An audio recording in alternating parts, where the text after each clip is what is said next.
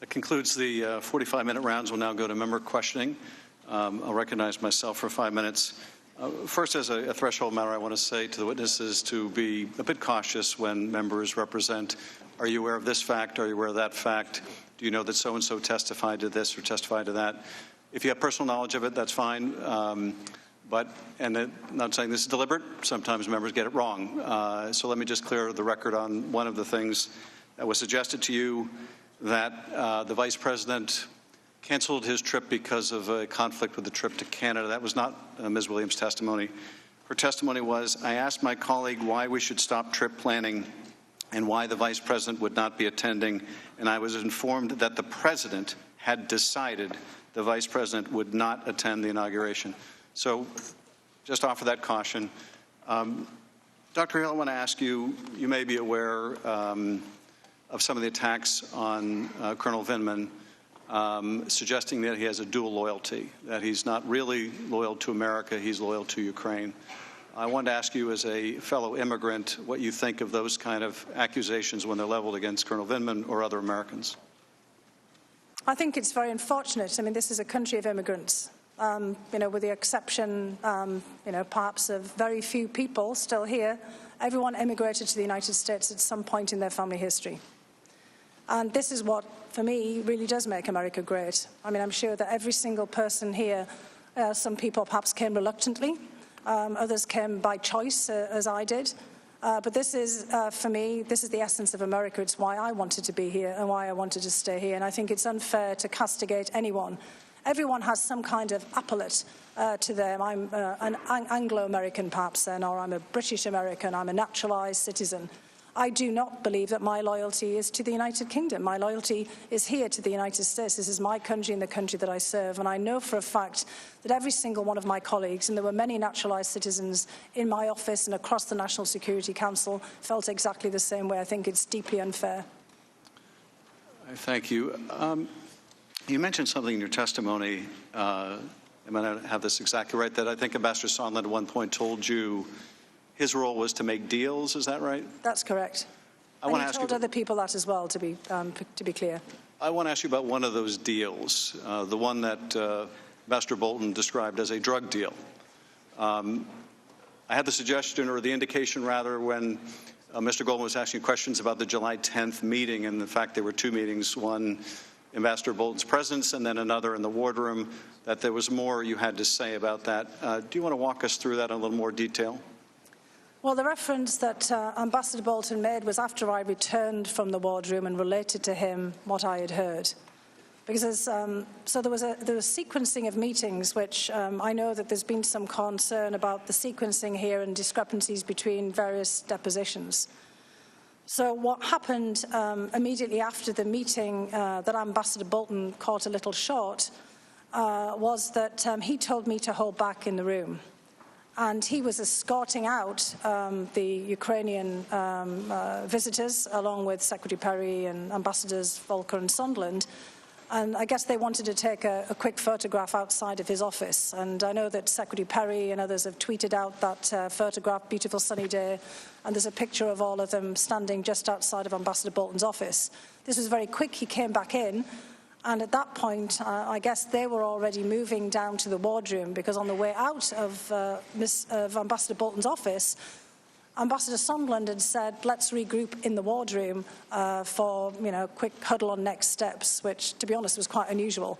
You don't usually huddle in a room in the White House to discuss next steps with foreign delegations, because we took it to be next steps on setting up the meeting, which already, as I'd said, Ambassador Bolton wasn't prepared to do. And when Ambassador Bolton came back into the office, that's when he gave me the very strong instruction to go downstairs, find out what was being discussed, and to come right back up and report it to him. And as I came into the wardroom, Alex Vindman, Colonel Vindman, and Ambassador Sondland were in an exchange, and that's when I noticed that Colonel Vindman looked quite alarmed. Now, I know that Ambassador Sondland was asked yesterday, because again I watched all of his testimony and I watched it very carefully, that there were some questions about yelling and shouting. I certainly never said that, and there was no yelling and shouting. That's some embellishment that's crept in, perhaps in media depictions, or how people like to retell these stories and add things to them. When I came in, Ambassador Sondland was in an exchange with Colonel Vindman along the lines of, well, we have an agreement to have this meeting. And I came in and I asked what's going on here, and he said, and this is again, the Ukrainians are there, Ambassador Volker was there, but at this point I also want to stress Secretary Perry had left. He was not in the wardroom when I came. As I was coming in, Secretary Perry and his colleagues were leaving, so Secretary Perry has no recollection of this meeting because he was not in it. And so when I came in, Gordon Sondland was basically saying, well, look, we have a deal here that there will be a meeting. I have a deal here with Chief of Staff Mulvaney. There will be a meeting if the Ukrainians open up or announce these investigations into 2016 in Burisma. And I cut it off immediately there. Because by this point, having heard Mr. Giuliani over and over again on the television and all of the issues that he was asserting, by this point it was clear that Burisma was code for the Bidens, because Giuliani was laying it out there. I could see why Colonel Vindman was alarmed. And he said, this is inappropriate with the National Security Council, we can't be involved in this. And I've learned, since from Mr. Holmes' rendition here today, that Colonel Vindman had already warned the Ukrainians, or in fact President Zelensky, no less, to stay out of American politics, domestic politics. So I cut off this line and I said to Ambassador Sondland, look, we need procedures for here. Ambassador Bolton just made it clear we can't set up the meeting right now. We have to properly prepare this through the proper process. I know this sounds all very boring, but, we have national security procedures to do this. And I said, we really shouldn't be litigating this or talking about this in front of our colleagues from Ukraine. It was completely inappropriate for us to be thrashing this out in front of them. And he agreed, and we asked our Ukrainian colleagues to move into the corridor outside the wardroom. And I explained where this is in the deposition, which was also extraordinarily awkward, because they shouldn't have been standing around in a corridor in the, basically in the West Wing at this particular juncture. And that's when I pushed back on Ambassador Sondland and said, look, I know there's differences about when we should have this meeting. We're trying to figure out whether we should have it after the Ukrainian parliamentary elections, the Rada elections, which by that point I think had been set for July 21st. It must have been, because this is July 10th at this point. And Ambassador Bolton would like to wait until after that to basically see whether President Zelensky gets a majority in the parliament, which would enable him to form a cabinet, and then we can move forward. And Ambassador Sondland then said, OK, fair enough. He realised he wasn't going to be able to push this further. Ambassador Volker didn't say anything at this particular juncture. And then he said he had another meeting, and they all left. And I went back up and relayed this to Ambassador Bolton, which is when he gave me the very specific instruction that we've already been through, to go to talk to Mr. Eisenberg, John Eisenberg, in the NSC Council's office. Thank you. Mr. Nunes. I assume we're getting 8 minutes there? Mr. Nunes, I don't cut off a witness in the middle of their answer. You may proceed. Sorry, that was a long answer. Mr. Jordan. Mr. Holmes, why didn't your boss talk about it? What's that, sir? Why didn't your boss bring up the call that you overheard? The reason you're here today. I mean, you're their closing witness, yet their star witness, their first witness, Ambassador Taylor, didn't even bring it up. And when we deposed you, you said this was extremely distinctive experience, one of the most remarkable events of my life. You described it like this. You said, after the call happens, I immediately told Deputy Chief of Mission and others at the embassy about the call. Then you said you went on vacation. You told several friends and family about the call. Then you come back on August 6th and you tell Ambassador Taylor about the call. And then in your deposition statement, you said in your statement today as well, I repeatedly referred to the call in meetings and conversations where the issue of the president's interest in Ukraine was relevant. I repeatedly referred to the call in meetings and conversations where the issue of the president's interest in Ukraine was relevant. That sounds like government speak for you told everybody. Yet their star witness, their first witness, Ambassador Taylor, when he came here, he related 13 different conversations he had between July 18th when the aid is frozen, September 11th when it's released. 13 different conversations, never once mentioning this call. July 19th, Dr. Hill and Colonel Vindman told Taylor what Sondland told them. July 19th, Sondland told Taylor about the upcoming Trump-Zelensky call. July 20th, Sondland told Taylor what Sondland told Zelensky to tell Trump. July 20th, Dana Look tells Taylor what Zelensky told Dana Look.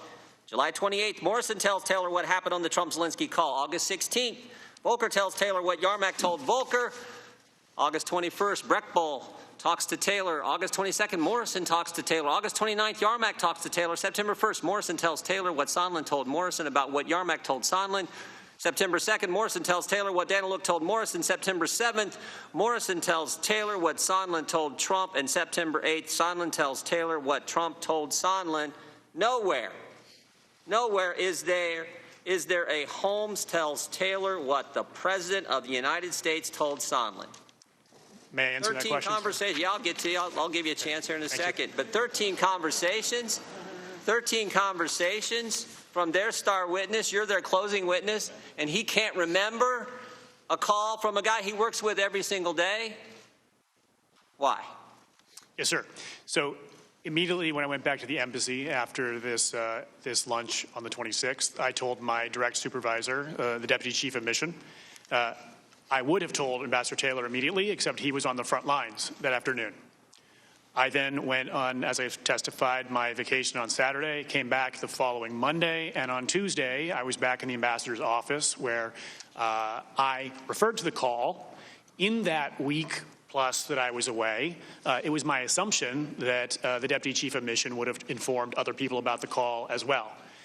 So my recollection is when I did refer to the call in that meeting that Ambassador Taylor nodded knowingly as though he had been briefed on it. So I referred to the call and I mentioned some of my takeaways from the call. And at the time, the main takeaway from the call was the president doesn't care about Ukraine. So we're going to have a tough road ahead to convince him that it's important enough for him to schedule an Oval Office meeting for President Zelensky and ultimately to release this hold on security assistance. That was the takeaway. And that's what I referred to repeatedly in the coming weeks whenever it became relevant. And I'll remind you, sir, that one more important point.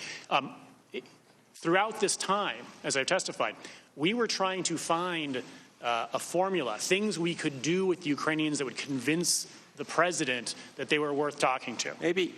Maybe, Mr. Holmes, the takeaway was he thought it was no big deal because he already knew. He didn't remember it because we already had the transcript. No, he didn't remember the. We had the Trump-Zelensky transcript had been out for 2 months. Sir, I believe that even though you're repeatedly bringing this conversation up, as you said, to everybody anytime there's a talk about Ukraine, you recall this conversation. Maybe it was the transcript. The call happened on the July 25th. That's 4 months ago. The transcript's been out for 2 months. Maybe the ambassador thought this is nothing new here. But Shazam, last week you come forward with supposedly this new information. There is nothing different in there than what we had on the transcript. Maybe that's the reason their star witness, their first witness, didn't bring it up. But they had to have something. So you're their closing witness because you overheard the president talking to Ambassador Sondland. Sir, if I could answer, I see 4 seconds left on the clock. I believe that Mr. Holmes, you may take as long as you need. Thank you, sir. I believe that Ambassador Taylor did already know when I briefed him when I returned from vacation on the 6th. It was not news to him that the president was pressing for a Biden investigation. That's not what I asked. I asked why he didn't share with us. Mr. Jordan, please do not interrupt the witness any further. Mr. Holmes, this is exactly Mr. Jordan's time has expired, but yours has not. Okay, thank you, You may sir. answer the question. It's exactly my point. I briefed the call in detail to the deputy chief of mission, went away for a week, come back, I refer to the call, and everyone is nodding. Of course that's what's going on. Of course the president is pressing for a Biden investigation before he'll do these things the Ukrainians want. There was nodding agreement. So did I go through every single word in the call? No, because everyone by that point agreed. It was obvious what the president was pressing for. And Ambassador Taylor, as you've just outlined, had all those other interactions with But he all didn't these share it with us. Mr. Jordan, please do not interrupt. But sir, sir, my vivid recollection of an event I was involved with was a touchstone experience that to me validated and what, sir, Mr. Jordan, please what we believed. And Ambassador Taylor was not in that call. And so all of a sudden last week you got to come tell us, right? Mr. Jordan, your boss will allow the witness to answer the question. I'll finish with this. Thank you. He was involved in a number of other interactions, as you've outlined, that brought him to the same conclusion. It is quite possible that He doesn't share the one that the guy he worked with. He doesn't share that one. You may not like the witness's answer, but we will hear it. There wasn't an answer. It's a Mr. filibuster. Jordan, we will hear the witness's answer. Have you concluded, Mr. Holmes? I have, sir. Thank you. Thank you. Mr. Himes.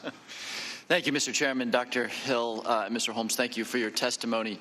Dr. Hill, you made a fairly dramatic comment in your opening statement to which the ranking member took some exception. I'm more interested in the Ukraine piece of this, but you said some of you on this committee appear to believe that Russia and its security services did not conduct a campaign against our country and that perhaps somehow, for some reason, Ukraine did. I'm really much more interested in the Ukraine piece of this, but I do want to defend you briefly. I don't know what my colleagues believe, but I do have a pretty good sense of what the effects are of creating ambiguity, of lacking clarity and conviction around the Russian attack on the election of 2016. In response to your comment, the ranking member offered up a report which varies in material respects from the report that was created by the 17 agencies of the intelligence community. A day does not go by in which ranking member Nunes does not speak of the Russia hoax. And this is an area in which context is pretty important. Dr. Hill, let me read you a comment by another senior official. Why did Democratic National Committee turn down the DHS offer to protect against hacks? It's all a big Dem hoax, all caps. Why did the DNC refuse to turn over its server to the FBI? It's all a big Dem scam. Dr. Hill, do you know who said those things? I don't. That's the President of the United States, Donald J. Trump. So you might be forgiven I might have for your... missed that. Yeah, you didn't miss much. But my point is, and tell me if you agree or disagree, ambiguity, a failure to name and shame the Russians for the attack in 2016, that is not in the service of our national security, is it? It's not, no. It's not. So let's turn to Ukraine.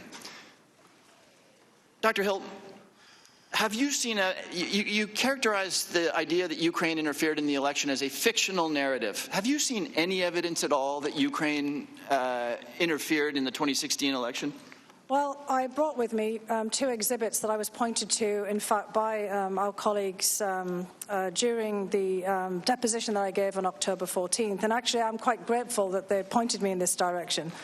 I was presented during my deposition with two articles, or at least two pieces of information. One was an op-ed that the Ukrainian ambassador Charlie wrote in 2016 in the Hill. So this is during the presidential campaign when President Trump was then the nominee for the Republican Party. And this is Ambassador Charlie, who was then, still the Ukrainian ambassador to the United States, being critical of President Trump, who was then the nominee for the Republican Party, for making comments about Ukraine, Crimea, and Russia. May I interrupt you there? Let me be very specific about what those comments were. The president, when he was a candidate, said, quote, "The people of Crimea, from what I've heard, would rather be with Russia than where they were." So Ambassador Charlie is responding to that in that article, correct? That's correct. And he just uses this as a peg because, to be honest, the whole article is actually about Ukraine. And this is classic standard for anyone who wants to write an op-ed. I've written plenty of them myself. You pick a peg by something that you or somebody else might have said, and then you proceed to say what you want to say. Right. So here it is. What Ambassador Charlie does is he talks about Ukraine's position vis-a-vis Russia and Russian aggression against Ukraine. Yeah, and let me just read, because it's worth people hearing what this severe attack on candidate Trump, who has suggested that the Crimeans would rather be with Russia.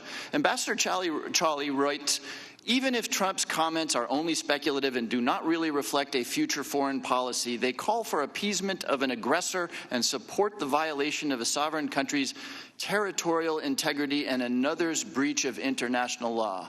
Dun, dun, dun. That's the attack on candidate Trump. Does that sound like election interference to you? Well, I would say that it's probably not the most advisable thing to do for an ambassador because you never know who's going to win. And I think that the second piece that was presented to me at great length, and I want to thank Mr. Castor for making me go back and read it again, because when you asked me the questions about it, I did remember the piece. Kenneth Vogel is a very well-known and, as you've pointed out, extremely good journalist, and I'd remembered reading this back in the day in January of 2017, but it had been a long time between then and October.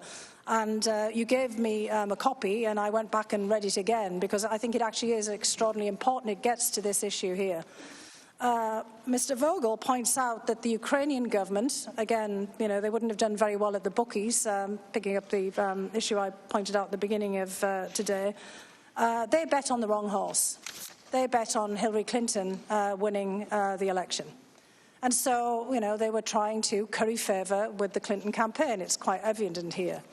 And he relates, to some extent, individuals and some Ukrainian officials, like Mr. Avakov, the Interior Minister, and a number of other people that he names here and that have been named at various points, and talks about how they were trying to collect information, as Ranking Member Nunes said, on Mr. Manafort and on other people as well. However, I do want to point out that the crux of the article here by Mr. Vogel is he said there was little evidence of a top-down effort by Ukraine. And he makes a distinction between the Russian effort that was personally directed by Russian President Putin and involved the country's military and foreign intelligence services.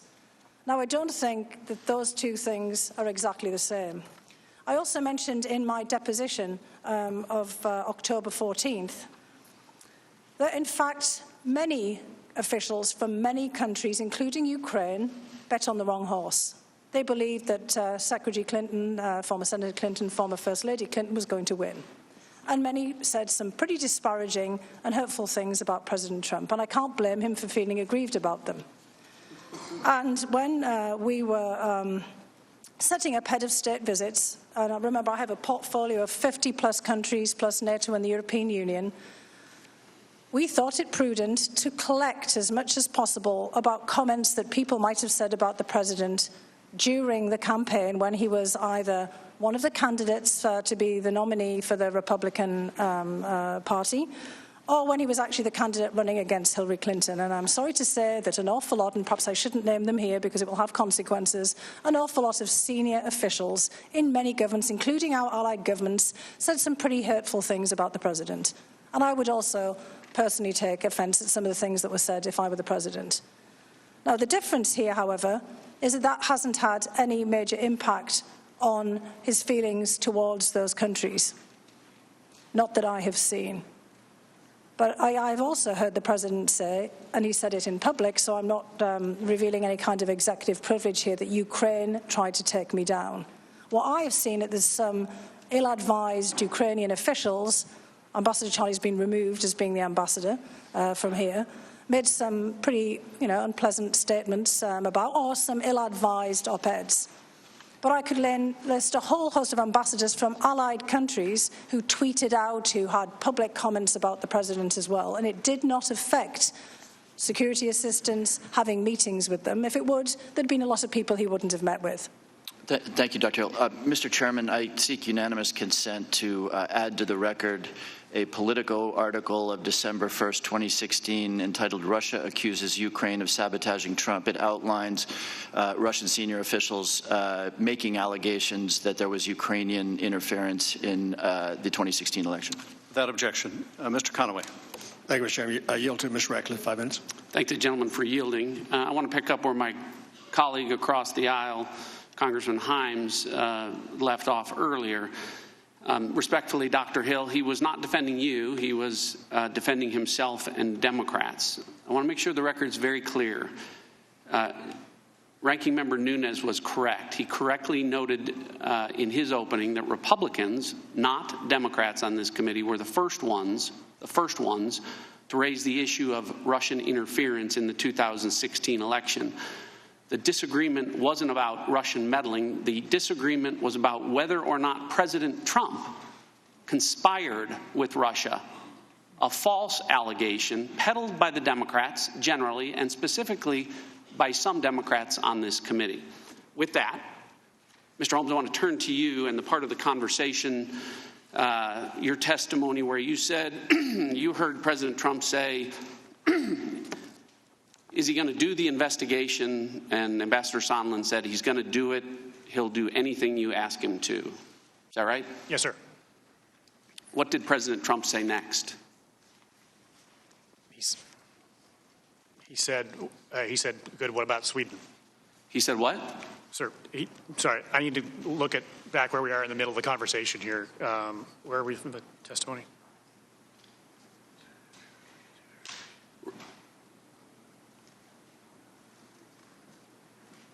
This Right. is, Exactly. So then they turned to the Sweden conversation. what did President Trump say next? He said, good, what about Sweden? Good, what about Sweden? Good, what about Sweden? Why isn't that in your statement? Sir, it's not a word for word, every single word in the conversation. But it's the most important part of the conversation. Well, then they turned to Sweden. They turned to the other topic. Respectfully, Mr. Holmes, this impeachment inquiry is based on the call the day before where President Trump, as part of a bribery scheme, as part of an extortion scheme, as part of a quid pro quo, according to the Democrats, demanded investigations in exchange for either military aid or a White House meeting. And the next day, you were witness to President Trump receiving word that the bribery scheme was successful, the extortion scheme was successful. And his response, was, good? What about Sweden? Yes, sir. The Ukraine portion of that conversation was extremely brief. What was the first thing the president said on the call? This was clear. You had a clear recollection of this conversation. Yes, sir. Mr. Radcliffe, please allow Mr. Holmes to answer. Yes, sir. We want to pause briefly to welcome our viewers from our CBS stations. He said, hello, Mr. Hi, everyone. I'm Rena Ninen in New York, continuing our CBSN special report. We now take you back to the hearing room. You're in Ukraine? He said what? He said, are you in Kyiv, Ukraine? What did you hear President Trump say about ASAP Rocky? I did not hear President Trump's side of the conversation about ASAP Rocky. You said, how did we go from the conversation was very loud and his voice was recognizable to, as you say here, when the conversation shifted, I could only hear Ambassador Sondland's side of the conversation. Yes, sir. As I've testified, the initial part of the call, Ambassador Sondland, sort of when the president came on the call, he sort of winced and held the phone away from his ear for the initial portion of the call. And then at some point in the call, he stopped doing that. And I don't know why. I don't know if he turned the volume down. I don't know if the president spoke more quietly. I don't know if he got used to the volume. I don't know what changed. What did change? It's important. This was memorable. I don't know, sir. It was Ambassador Sondland stopped moving the phone away from his ear. That's what it was? Yes. Okay.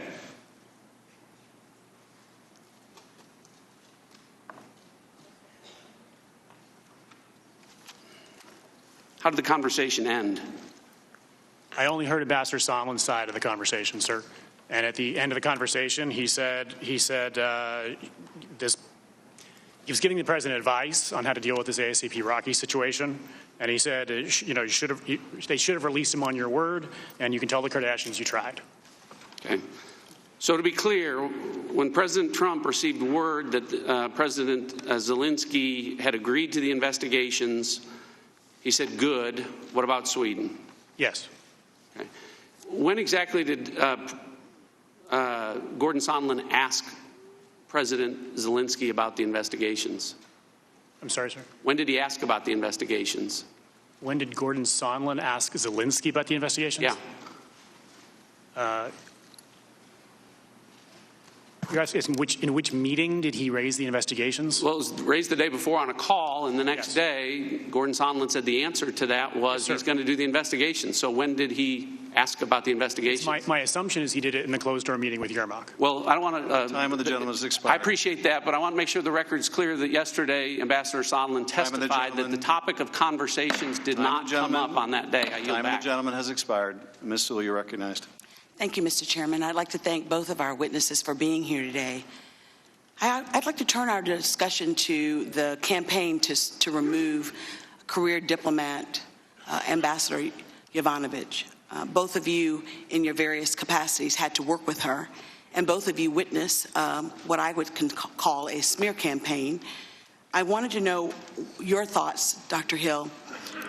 What was your view of Ambassador Yovanovitch's experience and quality of her work in the Ukraine, and do you consider it to be a smear campaign? I have the highest regard for Ambassador Yovanovitch, both in terms of her integrity and the high standards of work that she was carrying out as ambassador in Ukraine and across her whole career. I do believe that there was a smear campaign, and I just want to say, again, for the record, that I think it was unnecessary. If there was a decision to have a political ambassador put in place in Ukraine, that would be perfectly acceptable. It's exactly the right of the president to be able to do that. I just did not see why it was necessary to malign Ambassador Yovanovitch to such an extent. Mr. Holmes, would you agree with that? And can you talk about the character, integrity, and performance of Ambassador Yovanovitch, both in Ukraine? Yes, ma'am. She was extremely professional, respected in Ukraine by Ukrainians, I think also by visiting American senior officials, including members of this committee and of Congress who came to visit. She was extremely dedicated, hardworking. Did you see it as a smear campaign as well? I did, yes. And what was the effect that it had on the morale of other professionals that you worked with in the Ukraine? It was a very confusing time. As I've said before, President has the right to remove an ambassador for any or no reason at all. It was not clear to us why this was happening or why people weren't standing up for her. I'd like to now turn, Dr. Hill, to your boss. Your boss was Ambassador Bolton, right? That's correct, yes. Did your boss, Ambassador Bolton, tell you that Giuliani was, quote, a hand grenade? He did, yes. What do you think he meant by his characterization of Giuliani as a hand grenade? What he meant by this was pretty clear to me in the context of all of the statements that Mr. Giuliani was making publicly, that the investigations that he was promoting, that the storyline he was promoting, the narrative he was promoting was going to backfire. I think it has backfired. Was that narrative also inclusive of falsehoods about Ambassador Yovanovitch? At the particular juncture that Ambassador Bolton made that comment, absolutely, because that was in the context of my discussions with him about what was happening to Ambassador Yovanovitch. I was particularly struck by your testimony, Dr. Hill, about receiving hateful calls and being accused of being a Soros mole in the White House. Are you a never-Trumper, or have you been true to your profession and remain nonpartisan? I honestly don't know what the definition of a never-Trumper is, as I think many of my colleagues are feeling the same way, that is a puzzling term to be applied to career or non-partisan officials. And I chose to come into the administration. I could easily have said no when I was approached yes, by the but you didn't sign up to have hateful calls and the like. I guess, unfortunately, where we are today in America, that's coming with the territory. They're continuing, honestly. I mean, we're constantly having to block Twitter posts of my name and address, and on the internet. We've been doing this over the last couple of days. I think that and as I said in my deposition, this could happen to any single person in this room, be it members of the press, be it members of Congress, and be it the staff. And I think we have to find ways of combating this. And again, this gets back, sadly, to things that our adversaries can also exploit. Exactly. I think you would agree with me that this shouldn't become the new normal. Would you agree? It should not. I also think that this kind of behavior, instead of keeping you down, would make you undeterred. Are you more determined to continue to do your work and to do it professionally? I am, and I think that all my colleagues are as well, because just as you said, we can't let this stand, and I don't think anyone here wants to let this stand. I actually don't believe that this is a partisan issue. I don't think anybody wants to come under personal attack. Yeah, I unfortunately think that this has become the new norm, and we're being led by the very top of the food chain, which is our president, which is unfortunate. I'm especially disheartened by his treatment of women, and I think that the fact of the matter is that there's a long line of strong, talented women who have been smeared and victimized by this president, and we can either choose to ignore it or do something about it. And frankly, I think that whether you voted for him or whether you supported him or not, that doing so is wrong. You could simply just remove someone. You don't have to smear them. Thank you, and I yield back my time. Mr. Turner. Right. I just want to echo that sentiment and certainly lament the attacks that have been levied against our colleague Lee Stefanik on this panel, which have been vile and hateful. For those of you keeping score at home, the effort to accuse our president of coercion, extortion, or bribery with these witnesses as we now come to the closing session of this basically break down as follows. We have Kent and Ambassador Taylor who spoke of hearsay. Their hearsay of these matters that they said that they had heard were all statements that they'd heard from others who have also testified in front of us. So there's no one that's missing. There's no one out there. Kent and Taylor basically said that they'd heard it from Morrison and Sondland. Morrison indicated he'd heard it from Sondland. Sondland testified yesterday he'd heard it from no one on the planet. Vindeman and Morrison both have direct testimony of the phone call with the President of the United States. Volker testified that he did have direct contact both with the Ukrainians and with the President of the United States and indicated that the President of the United States did not condition either a phone call, a meeting, or aid upon Ukraine undertaking investigations, and also testified that the Ukrainians did not believe that either. We also have the direct statements from the President of Ukraine and the Foreign Minister that they did not feel any pressure to undertake investigations, and we also have the evidence that we're all very much aware of, which is they did not undertake any investigations. We also have Yovanovitch and Dr. Hill. Yovanovitch obviously left before the time period. Dr. Hill, we appreciate your being with us today, and Mr. Holmes. Dr. Hill, you have provided me probably the greatest piece of evidence that's before us to illustrate the problem with hearsay. So you said, based on questions and statements, I have heard some of you on this committee, that'd be us, appear to believe that Russia and its security services did not conduct a campaign against our country. And perhaps somehow, for some reason, it was Ukraine. So this is it was held up by Devin Nunes, is the report on Russian active measures that was voted on by all of us. It begins with this sentence.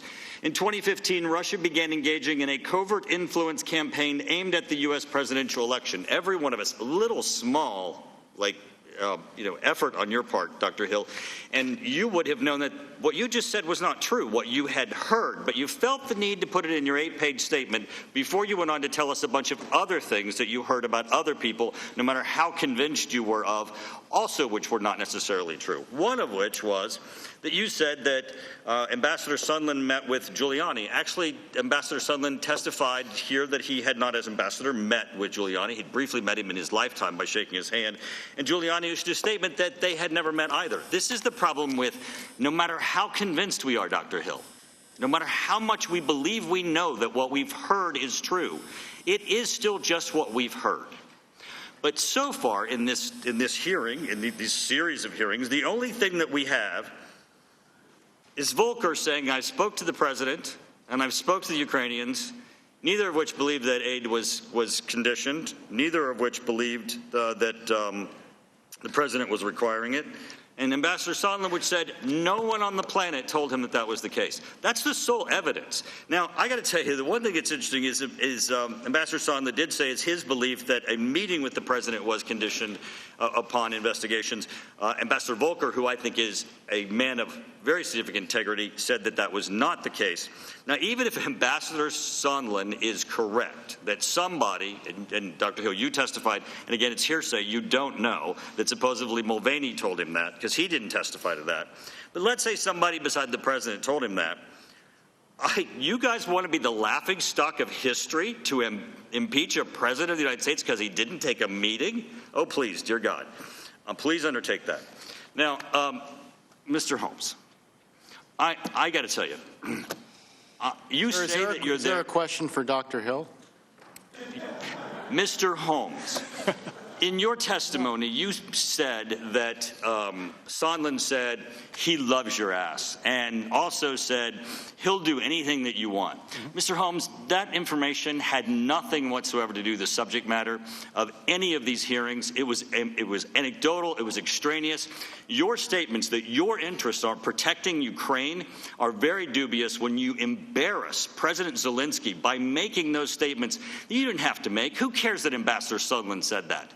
And you know you didn't embarrass Ambassador Sondland, you embarrassed Zelensky, because you know he got asked this question in his own country, and people are hearing that statement as if it's true. Time of the gentleman has and expired. It's totally dubious of you to do that. For you to Mr. do Carson, that. you are I recognized. yield back.